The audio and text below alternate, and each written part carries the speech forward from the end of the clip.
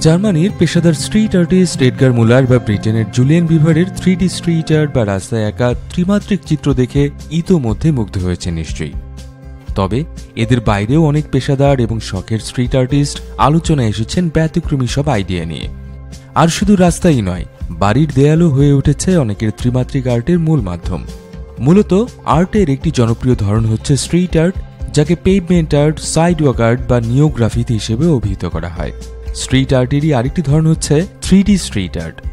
মূলত সমতল রাস্তার উপরই দ্বিমাত্রিক চিত্রগুলো এমনভাবে আঁকা হয় যে নির্দিষ্ট একটি কোণ থেকে দেখলে ছবিগুলো 3D বা ত্রিমাত্রিক বলে ভ্রম হয়। এই কৌশলটিকে বলা হয় অ্যানামরফোসিস। প্রতি বছর বিশ্বজুড়ে রাস্তায় রাস্তায় আঁকা হচ্ছে দুর্দান্ত এবং অসাধারণ সব ত্রিমাত্রিক চিত্রকর্ম। ফানি ফর ক্রিয়েটিভসের আজকের পর্বে আপনাদের সাথে পরিচয় করিয়ে দিব এমন কয়েকজন প্রতিভাবান স্ট্রিট আর্টিস্টের সাথে।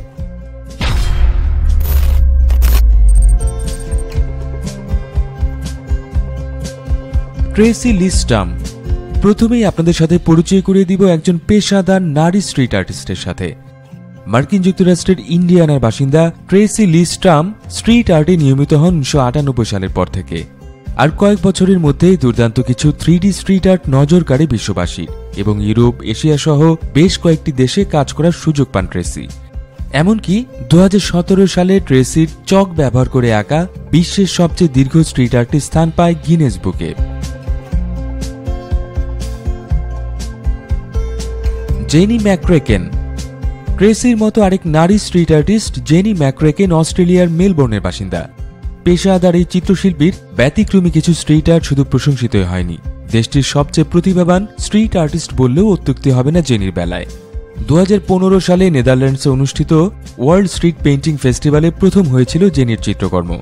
দুবাই ক্যানভাস ফেস্টিভ্যালে জেনির আঁকা পাজলিং রিয়েলিটি নামের এই চিত্রকর্মটিও আলোচিত হয়েছিল সবার মাঝে। Chris Carlson. মার্কিন যুক্তরাষ্ট্রের ডেনভারের বাসিন্দা ক্রিস কার্লসন স্ট্রিট আর্ট শুরু করেছিলেন 2011 সালে। তবে স্ট্রিট আর্টের জন্য বিভিন্ন রঙের চকই হয়ে ওঠে তার আর্টের মাধ্যম। আর রাস্তার উপর শুধু চক দিয়ে এঁকেছেন দুর্দান্ত সব ত্রিমাত্রিক চিত্রকর্ম। তবে স্ট্রিট আর্টের জন্য তিনি বেছে নিয়েছেন জনপ্রিয় সব ভিডিও গেমের আকর্ষণীয় সব চরিত্রকে।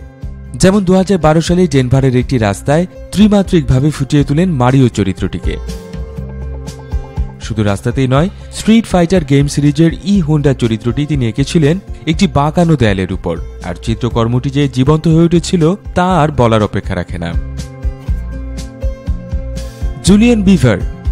ব্রিটিশ আর্টিস্ট জুলিয়ান বিভার 1959 সালে জন্ম নেওয়া এই চিত্রশিল্পী স্ট্রিট আর্ট শুরু করেন 1990-এর দশক থেকে। তারপর বিশ্বের বিভিন্ন দেশে এঁকেছেন জনপ্রিয় বেশ কিছু ত্রিমাত্রিক স্ট্রিট আর্ট।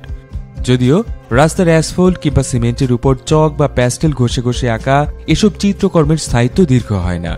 তবে শুধুমাত্র রাস্তায় রাস্তায় তার আঁকা আঁকি দেখার জন্যই ভিড় জমান বহু মানুষ।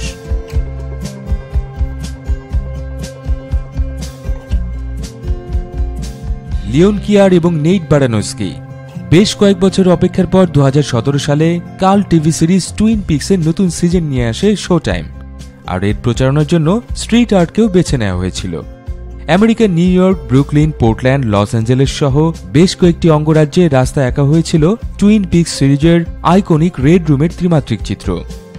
লিওন কিয়ার এবং নেইট বারানোস্কি নামে দুজন পেশাদার আর্টিস্ট রাস্তার উপর ফুটিয়ে তুলেছিলেন রেড রুমের অ্যানামরফিক ত্রিমাত্রিক চিত্র।